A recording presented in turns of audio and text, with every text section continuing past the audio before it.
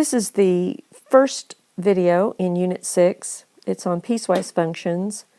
You can see the objectives here for the lesson. Please take a few seconds to look over this, maybe copy it down in your notebook.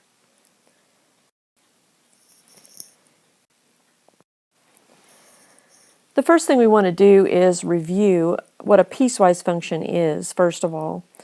You can see here on this graph that this graph is not just one function. It's actually a combination of three different functions.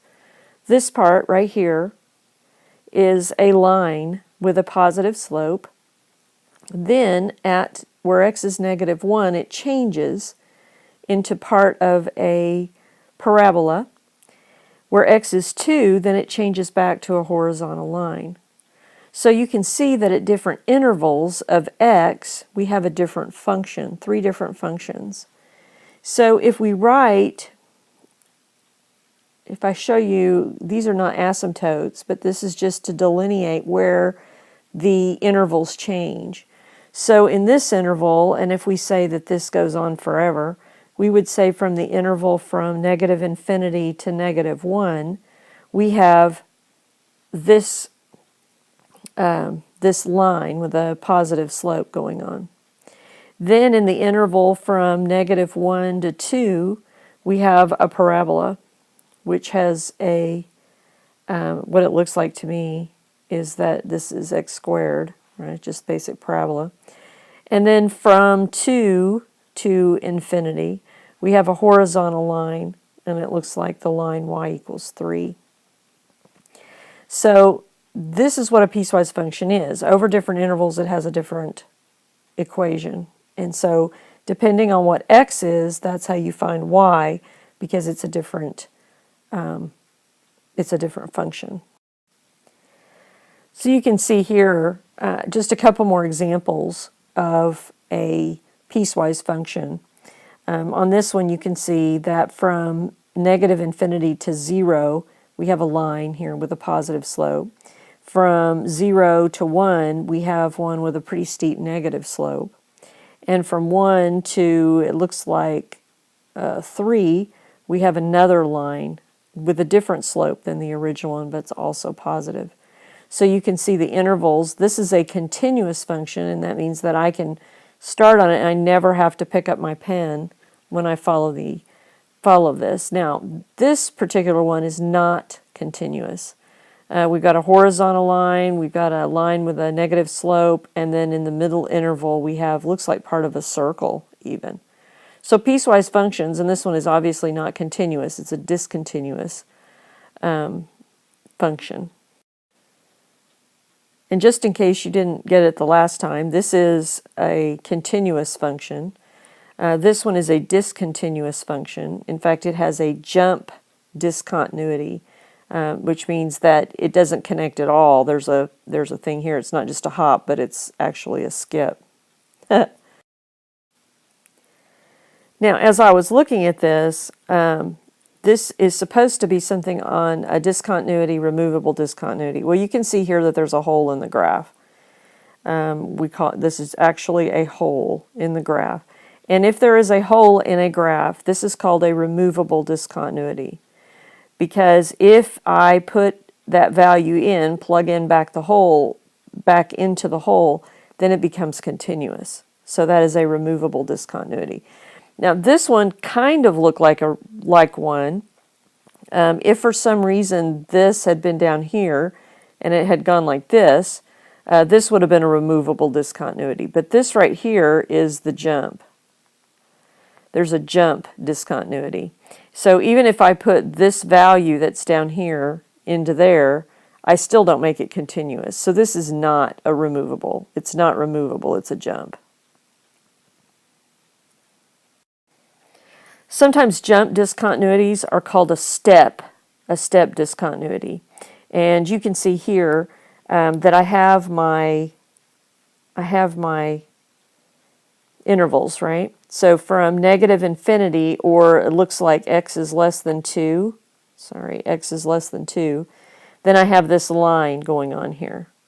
But at 2, it doesn't include 2 because this is an open circle. So on this interval over here, it would be x is greater than 2. But because this is a closed circle, that's going to have an equal sign. So those are the intervals for those two. This one I have to think about a little bit before I write the equation, but this one's pretty easy. This is just y equals 1, a horizontal line. So where y is equal to 1, if I'm writing the equation for this, I would have y equals 1 if x is greater than or equal to 2, and it's going to be mx plus b, whatever the other one is, which I can look, I'll do that in a second. That's going to be x is less than 2. And you'll notice that this is not continuous, but it is a function. If both of these are closed, this is not a function. But because one is open and the other is closed, it is a function.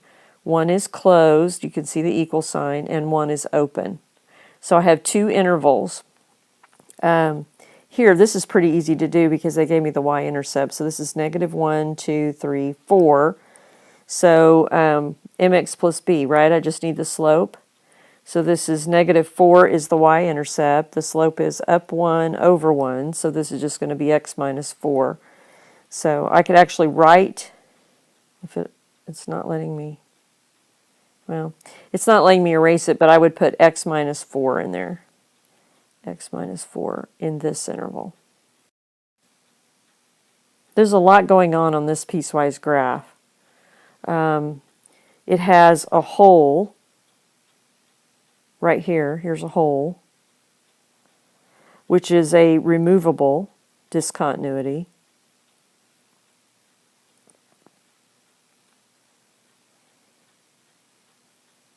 And you'll notice that at, if I were going to say, what is f of negative 4, right? I would find where x is negative 4, and that would equal negative 2.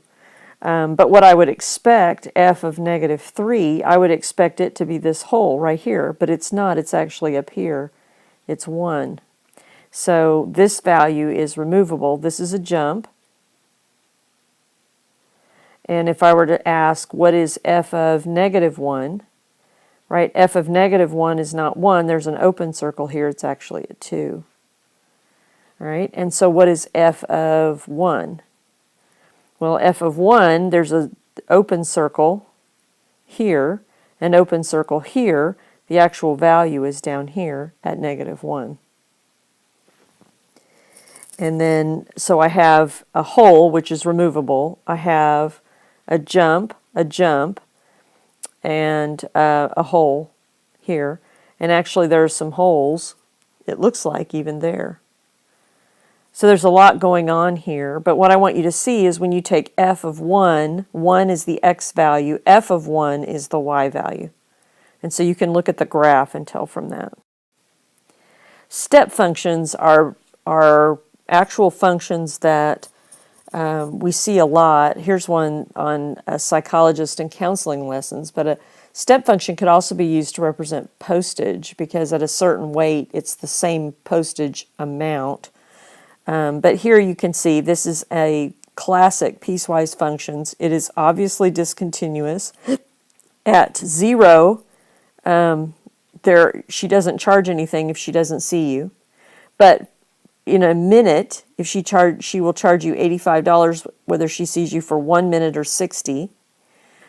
She'll charge you $170 if she sees you from 61 to 120 minutes. And so these are the prices that she shows. And so this is her hourly, what she charges to see you. And so this is called a step function. And you'll notice it's a function because one is open, one is closed, one is open, one is closed on all of the steps. So all of the values, domain here, the domain is 0 through whatever. There's all the x's. But for y's, it looks like this. So it has intervals and it has amounts.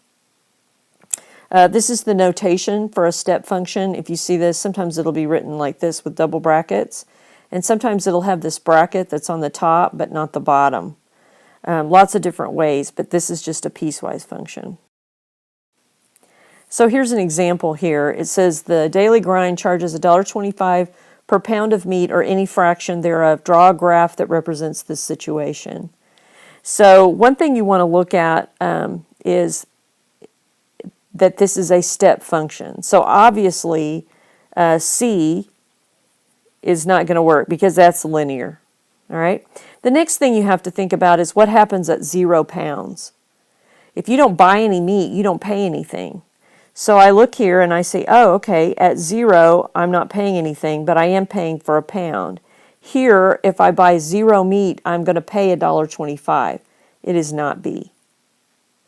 Right? So on here, I'm not going to pay anything for 0, but I'm also not going to pay anything until a pound. Well, that doesn't make sense either, so it has to be A. Now, what you might do is try to think that through because it depends on where the open circle is.